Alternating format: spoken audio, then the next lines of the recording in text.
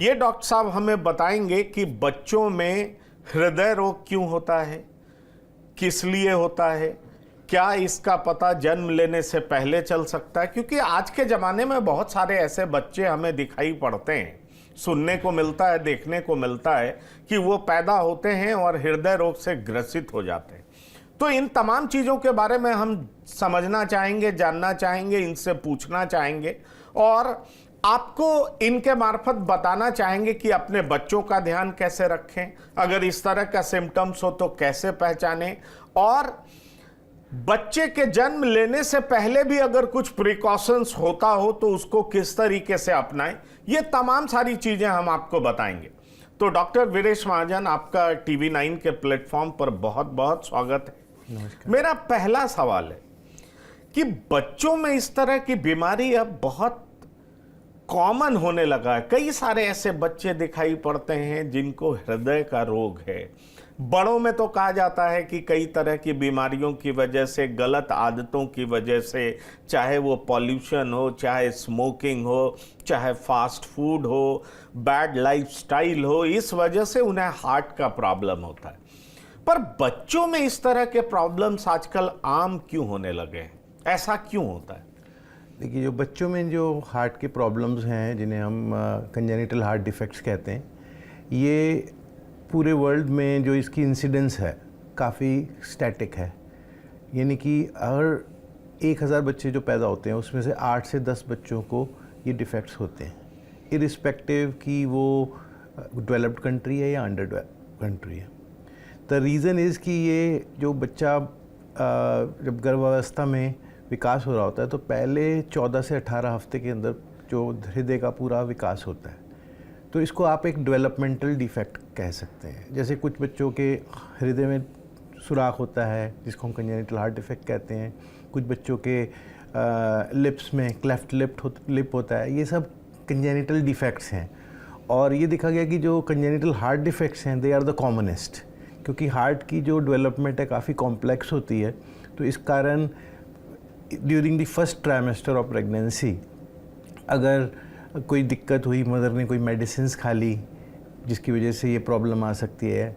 कुछ कारणों से हो सकता है कि रेडिएशन अगर मिला, कुछ एक्सरे हो गया during the first trimester of pregnancy, या कुछ एपिलेप्सी की दवाई मदर खा रही है, या पेरेंट्स में किसी को कंजेनिटल हार्ट डिफेक्ट है, तो ये सब देखा गया कि उनमें ये कारण ज़्यादा दिख रही है कि ये इंसिडेंस ज़्यादा होता है। बाकी ये देखा गया कि जहाँ पर मैरिजेस रिलेटेड होती हैं, कंसैंगुइनस मैरिजेस इसको कहते हैं, उसमें भी ये डिफेक्ट्स ज़्यादा कॉमनली पाए जाते हैं। मतलब जो रिलेशंस में शादियां होती हैं, क्लोज रिलेशंस में, कजिन्स में जो शादियां होती हैं, उनमें ये ज़्यादा प्रॉब्लम होता है। तो बेसिकली ये जेनेटिक डिफेक्ट इसे कहा जा सकता है और 80% में ये एक नई तरह से प्रकट होता है, बट 20% में हमें कुछ कारण पता लगते हैं कि भाई ये रिलेटेड थे, या इनको पहले से हार्ट डिफेक्ट था, या इन्होंने कोई दवाई खाई। जैसे आजकल की नई जनरेशन में स्मोकिंग और अल्कोहलिज्म फीमेल्स में भी कॉमन हो गया है।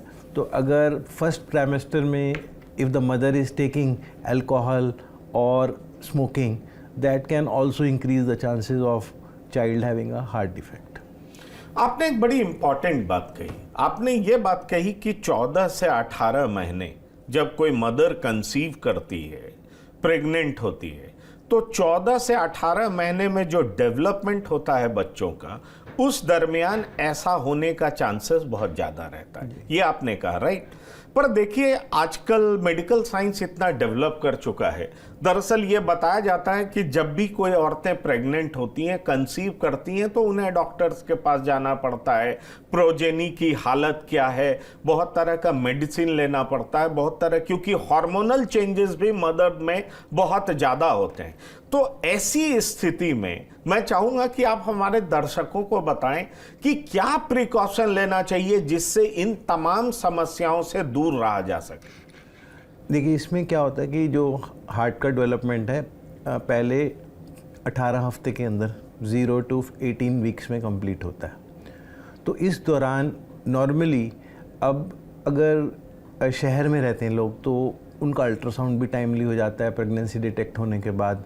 फिर उसके बाद लेवल 2 अल्ट्रासाउंड भी होता है। तो सबसे पहला कांटेक्ट हमारे साथ नहीं होता मदर का या फैमिली का जिसमें प्रेगनेंसी आई है।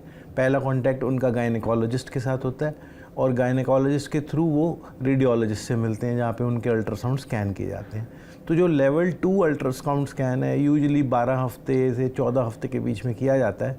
उसमें जो रेडियोलॉजिस्ट हैं अगर कोई चीज़ उनको सस्पेक्टेड लगती है, क्योंकि वो तो पूरी बॉडी का स्कैन करते हैं बेबी का, तो उनको अगर कुछ शक लगता है तो वो फिर आगे इसकी फर्दर इवैल्यूएशन के लिए हमारे पास भेजते हैं और फिर हम उसका डिटेल्ड सिर्फ हार्ट, क्योंकि हमारी जो ट्रेनिंग है वो केवल हार्ट के से रिलेटेड है, तो हम उसमें फिर बच्चे के हार्ट का इको देखते हैं। और हम आजकल इतनी अच्छी मशीन्स आ गई हैं इकोकार्डियोग्राफी की कि हम बहुत अच्छी इमेजेस होती हैं और 98% मतलब प्रिडिक्टिव जो है इसकी एक्यूरेसी है कि हम बता पाते हैं कि ये प्रॉब्लम बच्चे को है। नहीं तो आप बता तो पाते हैं क्योंकि एक्यूरेसी मशीन की बहुत ज़्यादा है, कार्डियोग्राफी बहुत शानदार तरीके से होता है, बेहतर इमेज आता है। लेकिन मेरा एक सवाल है, जब आप ये जान जाते हैं कि पेट के अंदर ही वोम्ब में ही प्रॉब्लम है, बच्चे का हार्ट ठीक से डेवलप नहीं किया, परफोरेटेड हार्ट जिसको हम कह सकते हैं कि उसमें कुछ होल है या कोई समस्या है, तो क्या ये पॉसिबिलिटी है कि पेट के अंदर ही उसका इलाज किया जा सके? जो फीटल कार्डिक इंटरवेंशन जिसे कहा जाता है, तो फीटल कार्डिक इंटरवेंशंस की काफ़ी रिसर्च और डेवलपमेंट्स हुई हैं और ये चिल्ड्रन हॉस्पिटल बॉस्टन जो यूएस है वो पायनियर हैं इसके, और मैंने कुछ समय वहाँ बिताया था इसके बारे में और जानने के लिए और इसको यहाँ इंडिया में भी इसका शुरुआत करने का।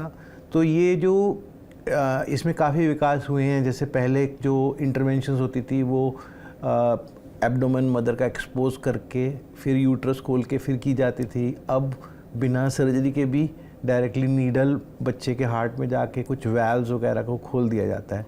बट अभी भी ये देखा गया है कि जो बहुत कॉम्प्लेक्स प्रॉब्लम्स हैं जिससे हमें लगता है कि बच्चा प्रेगनेंसी नहीं निकाल पाएगा अगर कोई इंटरवेंशन नहीं हो, उन्हीं केसेस में ये किया जाता है। क्योंकि क्या होता है, जब बच्चा माँ के पेट में होता है वो माँ के सपोर्ट के साथ होता है और 2 सुराख नॉर्मल होते हैं बच्चे के हार्ट में, जिसको हम PFO और PDA बोलते हैं।